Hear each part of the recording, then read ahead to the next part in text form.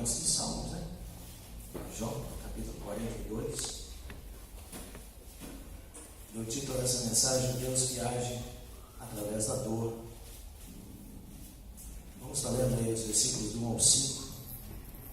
Então respondeu Jó ao Senhor: pensei que tudo podes, e nenhum dos teus planos pode ser frustrado. Quem é aquele, como disseste, que sem conhecimento encobre o conselho? Na verdade, falei do que não entendia, coisas maravilhosas demais para mim, coisas que eu não conhecia. Versículo 4: escuta-me, pois, havias dito, e eu falarei, eu te perguntarei, e tu me ensinarás. Eu te conhecia só de ouvir, mas agora os meus olhos te veem. Pai, em nome do Senhor Jesus, estamos diante da tua palavra, Deus, pedindo ao Espírito Santo, Deus, que a revele ao nosso coração, Senhor. Nós humildemente, Senhor, nós reconhecemos que a grandeza da tua palavra, Senhor, ela é tão profunda, Senhor. Te pedimos, ó Deus, revela ao nosso coração, Senhor. Em nome de Jesus, vem falar conosco, Pai. Amém, irmãos? Amém. O Deus que age através da dor. Quantos aqui não conhecem a história de Jó? Só faz assim para mim. Não conhece. Precisa abrir, mas Jó capítulo 1 fala da cidade de Uz, que é a cidade de Jó. Diz lá o texto que diz assim: havia na cidade de Uz um homem chamado Jó. Aí ele diz assim: um menino pegou reto, temente a Deus, e se desviava do mal. E ali Satanás sai e Deus põe Jó à prova. E Deus fala para Satanás que tocasse tudo na vida de Jó, menos colocasse todos os bens de Jó, menos na vida dele. E no capítulo seguinte, no capítulo 2, no terceiro sabia, os versículos 6 a 8, fala ali do quanto, cada hora que ia chegando o próprio capítulo 1 fala que vinha um mensageiro para ter uma notícia ruim. E no capítulo 2 ali fala que chegou um ponto, Jó teve chagas pelo corpo, que chegou um ponto, especialmente se não fala no versículo 8, ele diz assim que ele raspava com o carro. Tamanha dor, ele perdeu tudo. Então, um dia eu dei o título dessa mensagem: o Deus que age através da dor. Então, assim, por que as pessoas sofrem?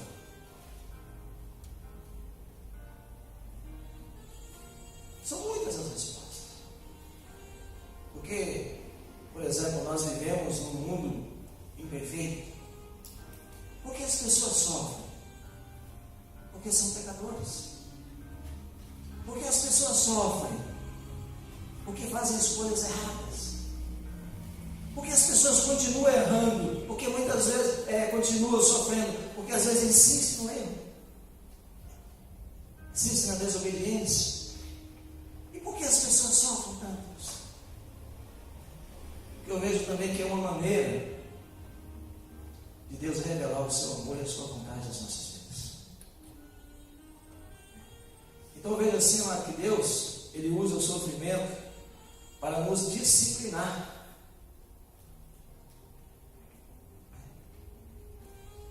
Precisa você abrir Hebreus capítulo 12, lá no versículo 11, ele fala assim: nenhuma disciplina, até fiz essa abertura hoje cedo na escola dominical, nenhuma disciplina parece ser motivo de alegria no momento, mas de tristeza.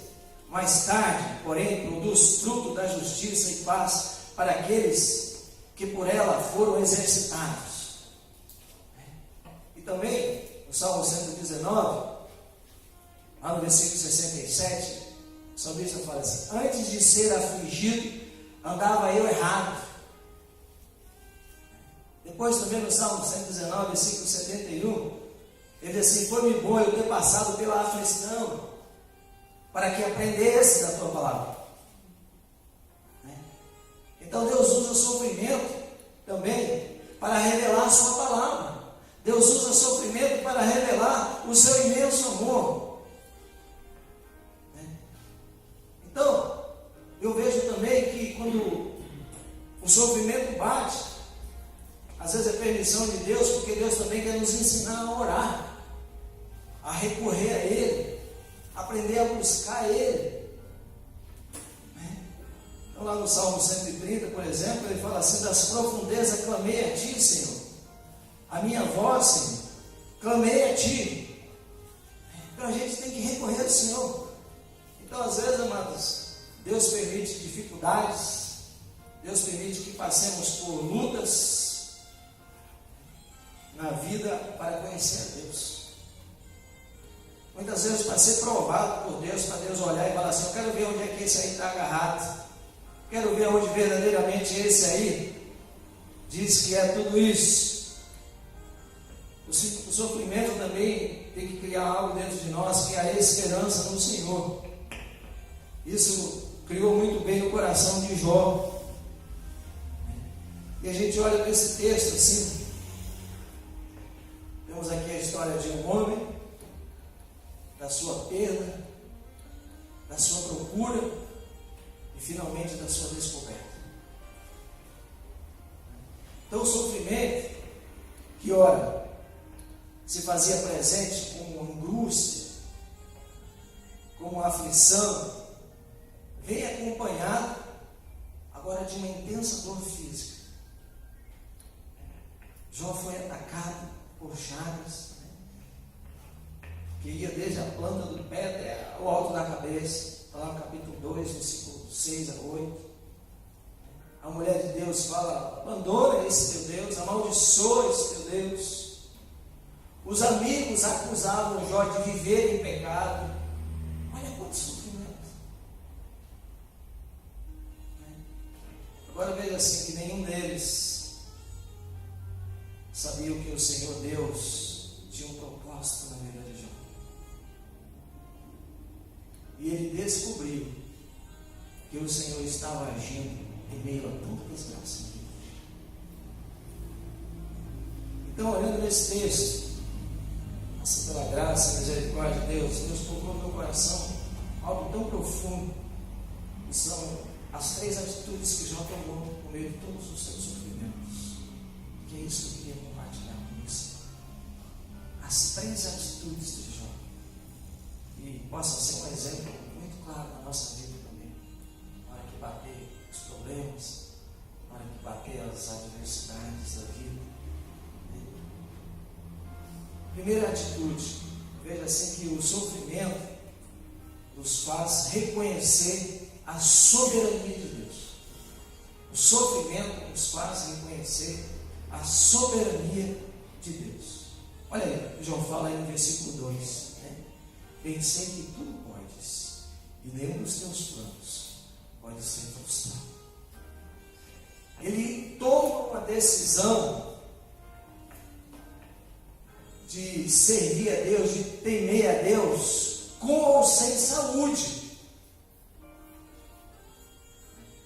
independente de qualquer vantagem pessoal. Essa é a primeira atitude que a gente precisa tomar.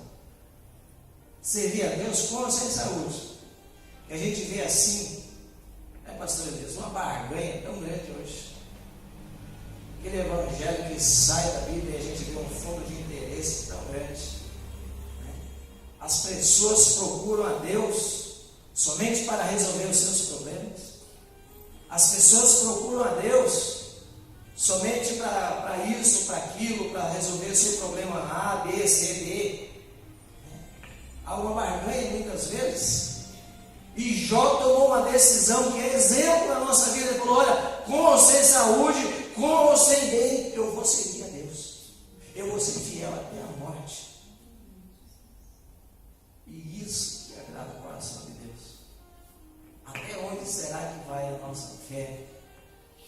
Até onde será que vai a nossa confiança em Deus? Quando o dinheiro acabar, será que vai continuar a fé? Quando a falta de saúde bater na porta, será que vai acabar? E a salvação da tua alma está maior? Está abaixo de todas as tuas necessidades? Já entendeu isso? A salvação, meus irmãos, está acima de todas as coisas. vemos sim muito claro nesse texto que o sofrimento fez Jó reconhecer a soberania de Deus. Nós precisamos reconhecer isso também na nossa vida, a soberania de Deus. Então, quando Jó fala assim, pensei que tudo podes, o texto aqui no hebraico significa, neste exato momento eu reconheço. Eu reconheço, Senhor. Então Jó passou a entender o porquê Deus tinha permitido todo aquele sofrimento na vida dele. Jó reconheceu que Deus tem poder para fazer tudo aquilo que ele desejava, diferente da atitude anterior. Jó agora tinha uma visão diferente. A gente precisa ter uma visão diferente, olhar com uma ótica de Deus. Parece que eu vejo tanta gente que pega o problema, parece que põe numa lente de aumento. A gente precisa olhar com a lente de Deus, ver que tem saída, tem solução. Deus respondendo, não, eu vou continuar sendo vida, eu vou continuar. Então, indiferente, ele tira os olhos de si e olha, põe o seu olhar, ele fixa os olhos no Senhor. E aí ele faz as duas declarações do poder de Deus. Ele fala assim no versículo 2, pensei que tudo pode. Então quando ele está falando assim, ele reconhece que o poder absoluto agora é de Deus, não é mais nosso. O poder absoluto é de Deus. Vamos se orgulho com tanta bobagem, com tanta coisinha que se acha um soberano. Então, e depois ele faz aí a segunda declaração: nenhum dos teus planos são frustrados. Então, o que houve aqui? O Senhor realizará tudo aquilo que ele acreditava fazer. Tudo aquilo que ele acreditou. Tudo aquilo que Deus decretou, ele vai fazer. Então, amados, o sofrimento, nós precisamos reconhecer no meio da dor, no meio da perda, no meio da separação, no meio dos problemas, das lutas da vida, que Deus ele é soberano acima de todas as coisas. E conheça essa soberania de Deus. A gente reconhece isso, como dizendo assim, Senhor, eu tenho o Senhor com uma excelência. Depois, a gente pode, a segunda atitude de Jó. Jó reconheceu a sua pequenez. Ele reconheceu que os caminhos do Senhor estavam além da sua própria compreensão. Ele entendeu que os caminhos do Senhor estão além da compreensão humana. E por falta de entendimento, ele chega até declarar que eram injustos. Ele fala aqui, no versículo 3: quem é aquele, como disseste, que sem conhecimento encobre o conselho? Na verdade, o que ele fala? Falei do quê? Não entendia. Olha só. Quando ele teve a experiência com Deus, as coisas mudaram.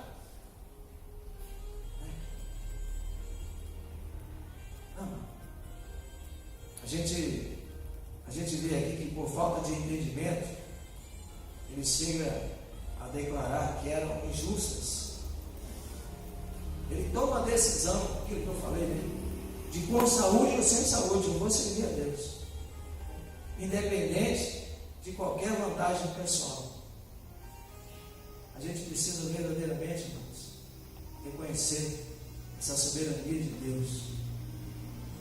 Temos aqui a história de Jó, história onde mexe com o coração da gente, porque humanamente falando, o sofrimento de Jó assim, foi algo que é terrível de suportar.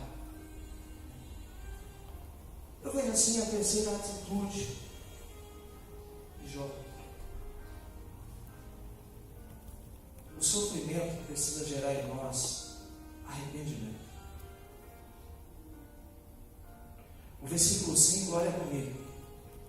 Jó agora se alegra por ter uma experiência pessoal com Deus. Olha o que diz aí o versículo 5, né? Eu te conhecia sem me ouvir, mas agora os meus olhos te veem. Antes era eu te conhecer de ouvir, agora ele possui uma fé viva. Ele experimentou a revelação e a presença divina em sua vida. Então, no versículo 6 que nós não lemos, ele chega e fala assim, ó, por isso me abomino. Sabe o que significa? Eu rejeito o que eu falei, que eu fui injusto, Senhor. No versículo 3. E daí lá no versículo 6 ele fala assim, eu me abomino, ou seja, eu rejeito aquilo que eu falei.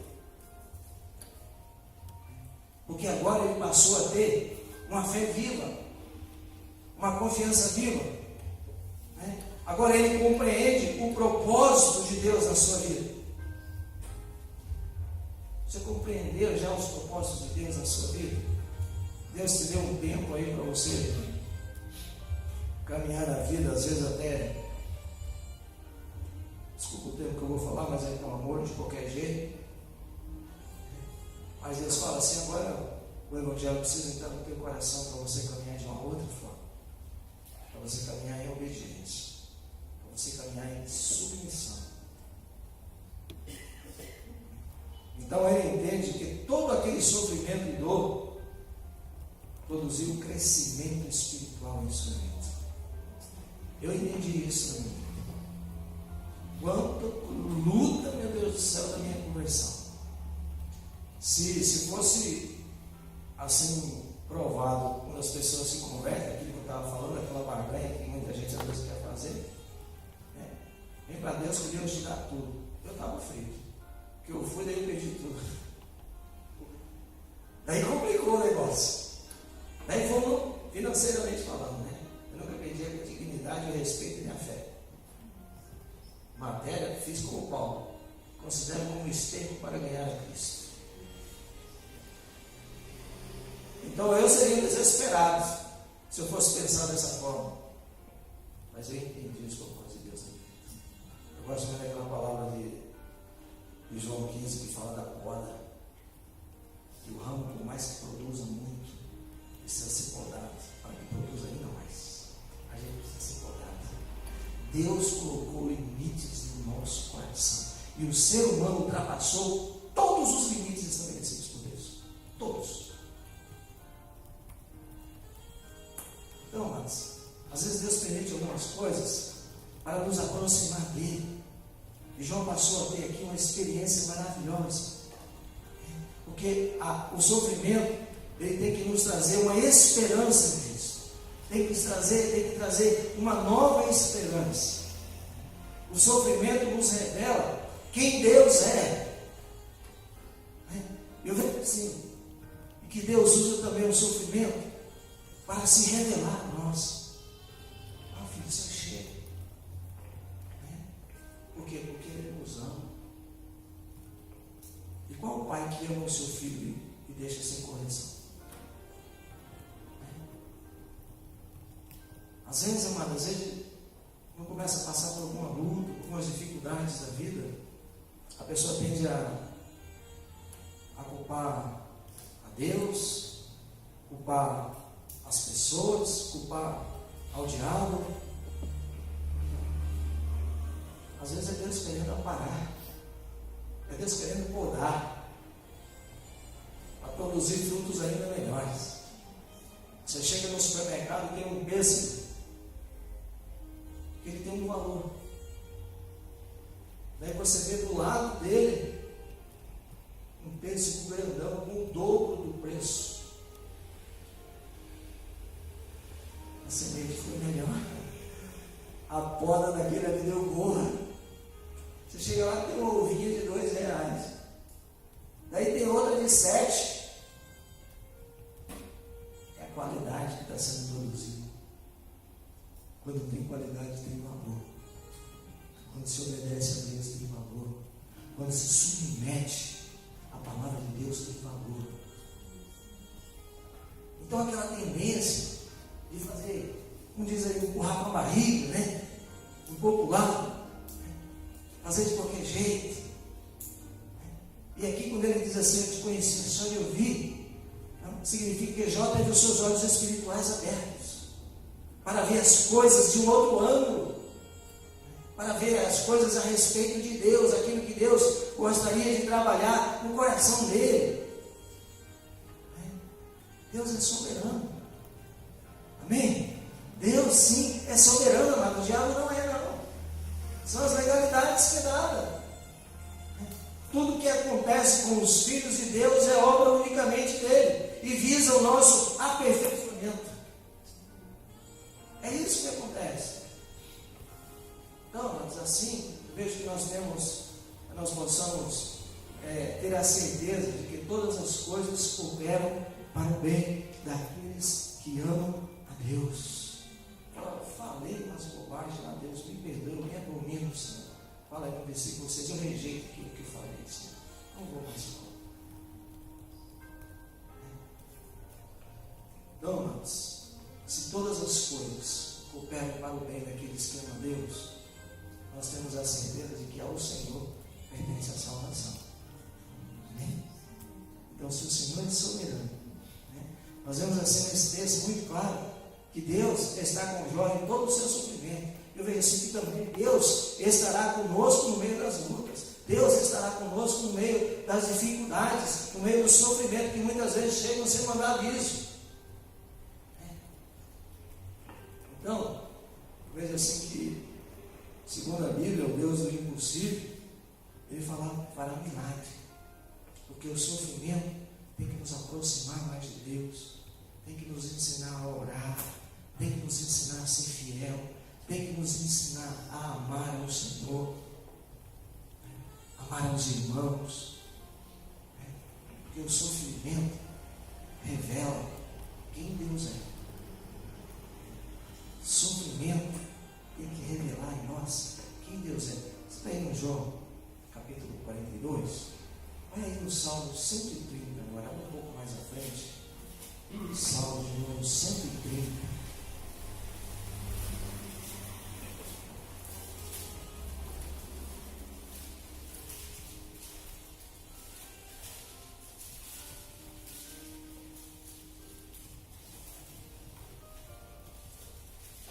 Versículo 1 em diante.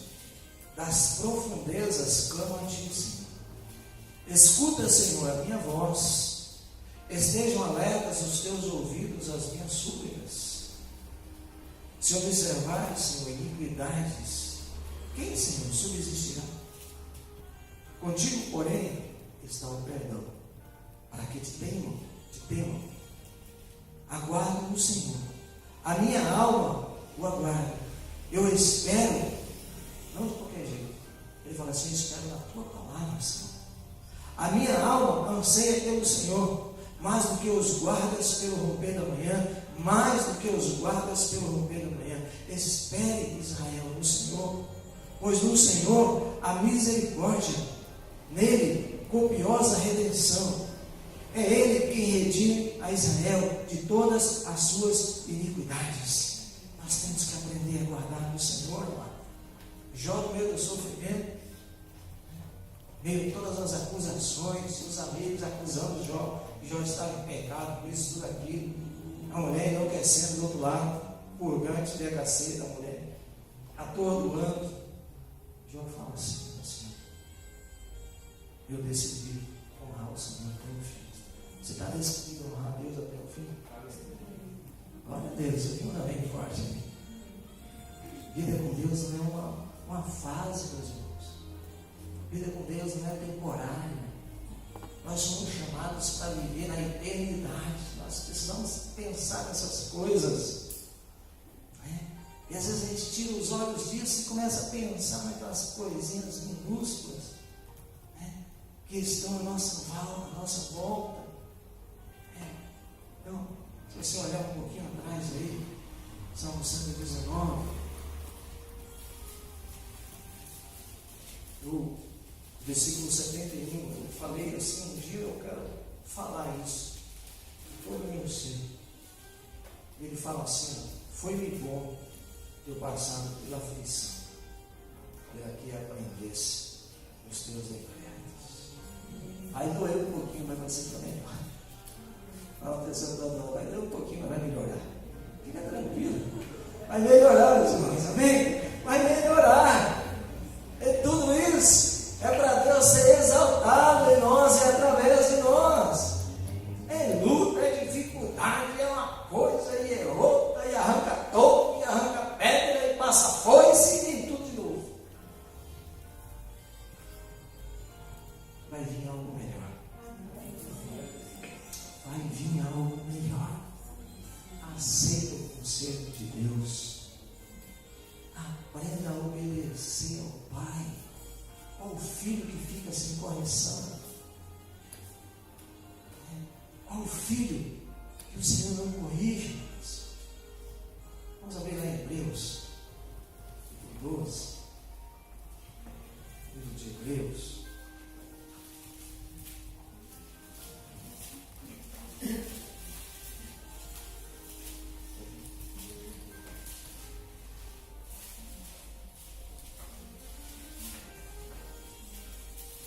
Hebreus, capítulo 12, e nós vamos concluir.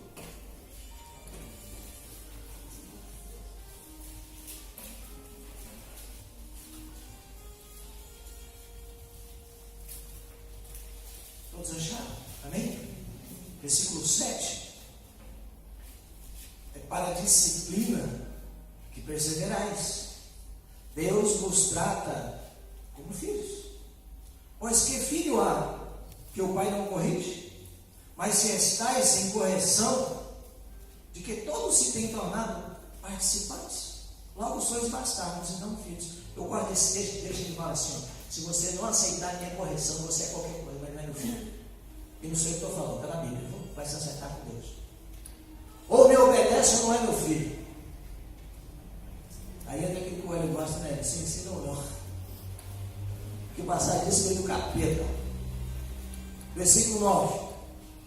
Além disso, não tínhamos os nossos pais segundo a carne, que nos corrigiam e os respeitávamos, não havemos de estar em muito maior submissão ao Pai espiritual, e então viveremos? Pois eles nos corrigiam por pouco tempo, segundo melhor lhe parecia. Deus, porém, nos disciplina para aproveitamento, a fim de sermos o quê? Participantes da sua santidade. Não é para andar de qualquer jeito. Por isso, restabelecei as mãos decaídas e os joelhos trôpegos, e fazeis caminhos retos para os pés, para que não se extravie o que é manco, antes seja curado. Aleluia. Amém, irmãos? Né? A gente fica, porque o pastor fala, eu quero ver a glória de Deus sobre a tua vida. Eu quero ver você levantando um voo. Mas a decisão é sua. A minha parte é só até aqui. Assim como eu fiquei muito tempo também na nossa igreja, ouvindo, mas eu passei a ser participante, não somente ouvir. O pastor falou para mim, estava falando, era uma ordem. Até a segunda ordem estava valendo a primeira, como diz o Cristo. Às vezes a gente fala uma coisa, né? A gente combina uma coisa, e as atitudes são outras. Aí Deus fala assim: esse não é meu filho, porque o meu filho obedece. Jó sofreu horrores, mas Jó aprendeu que ter vida com Deus. Que nós não sejamos semelhantes a tudo isso. Aí mesmo, nós lemos Hebreus 12, até o versículo 13.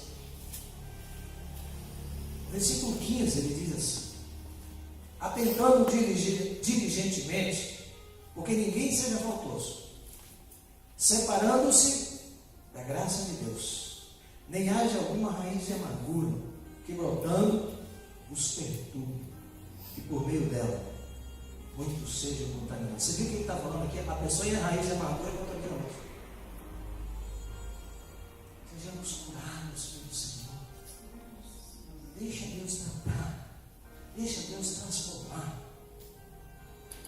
Tudo que é de Deus nós precisamos desejar, amados. Ter vida com Deus. Obedecer ao Senhor. Ter compromisso com o Senhor.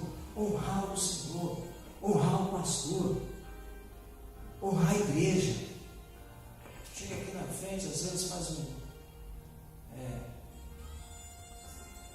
profissão de fé. Depois desonra tudo que falou. Que triste isso, né, pastor? Que triste isso. Como se pegar e jogasse no lixo. Jó, eu gosto disso. Jó resolveu servir a Deus com sem saúde. Te recomendo depois você ler o capítulo 1 e 2 de Jó. Você vai ver a dor desse homem. Eu não sofri, graças ao meu Deus, eu não tenho isso que esse homem sofreu. É uma rua que eu acho que ele sofreu. Mas eu li muito isso nos tempos de aflição. Deus tratou assim financeiramente a gente de forma assim, a trazer como filho, não ficar mais de qualquer jeito, a ser transformado como filho e não bastardo, como diz a palavra. E tem um cântico que eu amo esse cântico. Esse cântico, eu chegava chorando da igreja e saía chorando. Que é o cântico de Jó. E lá vai colocar um pedacinho, depois nós vamos orar. Esse cântico nós cantávamos muito lá na nossa igreja. Pensei que tudo pode. Então que a gente possa deixar Deus